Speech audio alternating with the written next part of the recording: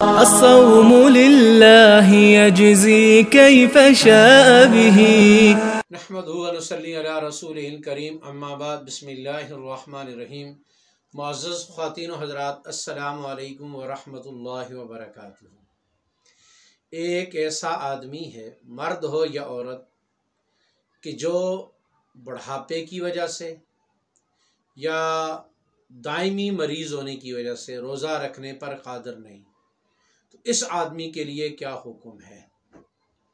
ایسا شخص کہ جو بوڑھا ہے، لاغر ہے، کمزور ہے، اس میں روزہ رکھنے کی طاقت نہیں، یا ایسا مریض ہے کہ وہ دائمی مریض ہے اور صحت یاب ہونے کی امید نہیں، اس آدمی کے لیے یہ ہے کہ اس کے روزوں کا فدیہ دیا جائے۔ اور روزوں کا فدیہ یہ ہوگا کہ ہر روزے کے بدلے میں 2.25 کلو گندم یا اس کی قیمت ادا کرنی ہوگی۔ ہاں، اگر اللہ جل جلالہ کی ذات نے بوڑھے کو طاقت نصیب فرما دی اور بیمار کو صحت نصیب ہو گئی تو پھر فدیہ کے باوجود اس کو روزہ رکھنا لازم ہوگا۔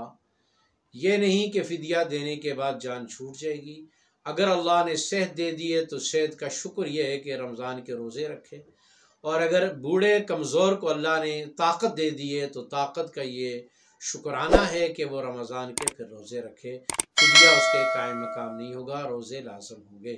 اللہ تعالی ہمیں ان مسائل کو سمجھ کر عمل کی توفیق نصیب فرمائے۔ السلام علیکم ورحمۃ اللہ وبرکاتہ۔ ينسى